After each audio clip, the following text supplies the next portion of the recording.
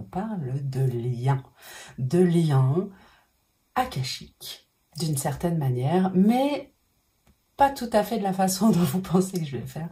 En fait, juste mettre le point sur une donnée qui me semble quand même importante, qui est que souvent on me demande, pour rentrer dans le concret, je vous explique, souvent on me demande quoi? On me demande quel est mon lien avec cette personne? Est-ce que je la connais d'une autre vie? Qu'est-ce qu'on a été l'un pour l'autre avant? Donc oui, on rentre sur de l'akasha, on rentre sur des vies antérieures. Qu'est-ce qu'on a vécu ensemble? Quel lien d'âme est-ce qu'il peut y avoir entre cette personne et moi? Parce qu'on a senti une connexion particulière. Or, souvent, on me demande ça parce que cette connexion particulière crée un lien émotionnel fort, soudain. Et souvent, c'est positif, c'est-à-dire je ressens quelque chose de fort pour cette personne, j'aimerais savoir pourquoi c'est si fort, pourquoi cette personne-là et pas une autre en fait. Mais si jamais c'est votre pire ennemi, ou votre patron qui vous harcèle, bizarrement vous ne me posez pas la question. Quel est mon lien akashique avec ce patron qui me harcèle? Et pourtant, revenons sur une base très simple. Toutes les âmes, toutes les personnes et toutes les âmes que vous croisez dans votre vie aujourd'hui, eh bien, vous les avez déjà croisées avant. Vous avez déjà vécu des choses. Vous avez déjà eu des liens, en fait. Et donc, vous avez des liens aujourd'hui. Donc, cette question, elle est à la fois intéressante et inutile. C'est-à-dire que, oui, il y a un lien, mais il y a un lien avec tout le monde. Si vous regardez cette vidéo aujourd'hui et que vous m'appréciez et que vous sentez qu'il y a quelque chose qui passe entre vous et moi, c'est qu'on se connaît déjà en fait. Bien sûr qu'il y a un lien, évidemment qu'il y a un lien. Maintenant, ce lien-là est simplement dénué de tout affect, j'allais dire. L'affect, c'est vous qui le mettez. C'est-à-dire que finalement, il n'y a pas juste le lien transgénérationnel ou le lien akashique qui existe dans ce que vous êtes en train de vivre. Il y a la reconnaissance des failles de l'autre et de vos propres failles, la reconnaissance des forces de l'autre et de vos propres forces. Il y a une part de l'ego aussi, hein, qui veut se retrouver dedans. Et puis, il y a l'émotion associée à tout ça. Donc, il peut y avoir un ressenti de lien fort. Pour autant, ça ne veut pas forcément dire que, en termes d'akasha, en termes de vie antérieure, en termes de lien, le lien soit vraiment fort. Par contre, il peut y avoir un affect totalement, j'allais dire, négatif, c'est-à-dire qu'on déteste cette personne, on ne la veut plus dans sa vie, on estime qu'elle ne nous correspond pas, et pourtant elle est toujours là, on va pas se mentir, elle est toujours là. Et il peut y avoir un lien akashique très fort, c'est-à-dire plusieurs vies qui préexistent à ce que vous êtes en train de ressentir et de vivre. Il faut bien déterminer dans cette notion de lien, c'est-à-dire cette impression que je le connais d'une autre vie ou que je la connais d'une autre vie, elle est réelle. Je ne vais pas vous dire qu'elle est fausse. Cette sensation que vous avez, que vous vous connaissez d'une autre vie, elle est réelle. Parce que toutes les personnes que vous croisez, vos enfants, votre famille, vos amis, vos ennemis, votre patron, la boulangère chez qui vous allez chercher votre pain, votre médecin, le clochard que vous croisez dans la rue, même si vous le croisez que 3 secondes tous les matins. Tous ces gens-là, vous les connaissez déjà d'une autre vie. Tous. Donc cette sensation, elle est réelle. Qu'est-ce qui fait qu'elle est plus forte ou moins forte? Qu'est-ce qui fait que vous mettez le regard et l'importance dessus ou pas? Ben, ça va être ce que vous ressentez, ça va être cet affect. Et en fait, qu'est-ce qui se passe? Il se passe que pour votre évolution, il y a besoin, à ce moment-là, de créer un lien fort pour qu'il y ait une reconnaissance. Reconnaissance à travers l'autre, de qui je suis et de qui je ne suis pas.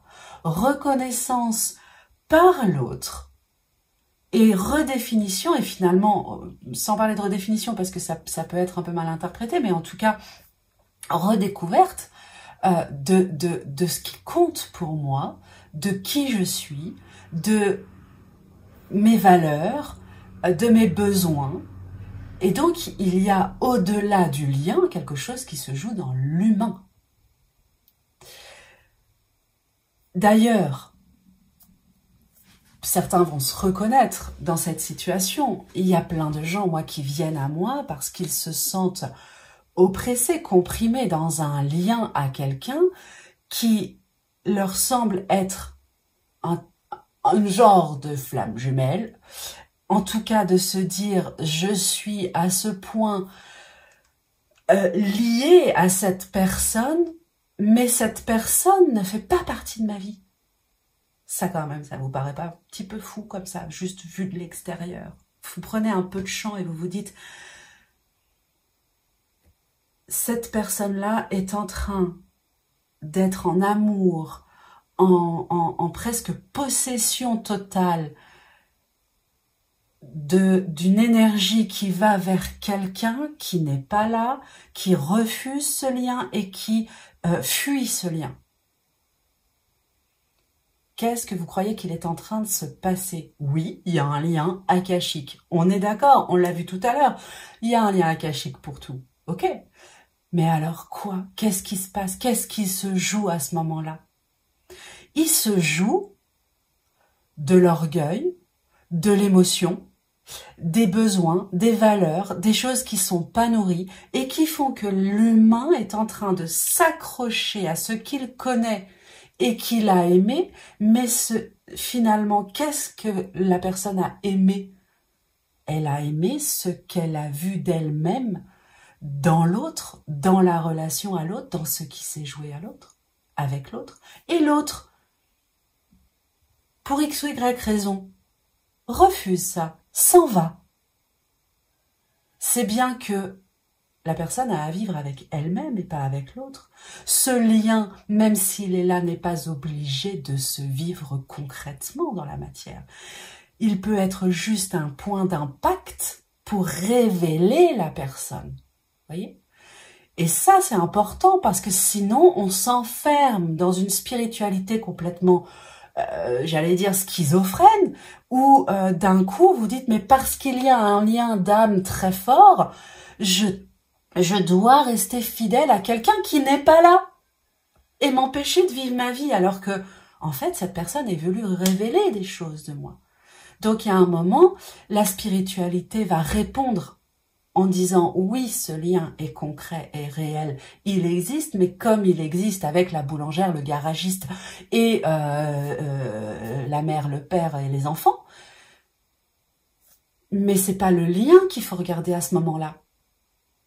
Il n'est pas plus fort qu'un autre. Aucun lien n'est plus fort qu'un autre. Un lien est présent ou pas, ou moins, ressenti ou moins ressenti.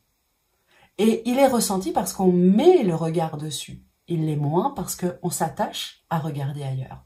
Et là, en l'occurrence, il s'agit vraiment de regarder si l'autre est distant, si l'autre coupe le lien, distancie le lien. Il s'agit vraiment d'aller regarder qu'est-ce qui se joue à l'intérieur en termes d'humain. Qu'est-ce que je refuse de laisser aller? Qu'est-ce que je refuse de voir? Quelle est la leçon que je ne veux pas prendre? Et là, on va rentrer après dans de l'accompagnement réel, concret en termes d'humanité pour évoluer vraiment grâce à ce lien, grâce à cette personne, évoluer vraiment vers ce qui est important pour soi. Voilà, j'espère que ça vous aide à y voir un petit peu plus clair sur les liens d'âme et comment ça fonctionne. Vous pouvez me retrouver sur www.berangermusard.fr pour les formations, pour les guidances, les coachings. Et puis, je vous dis à bientôt dans une prochaine vidéo. Bye!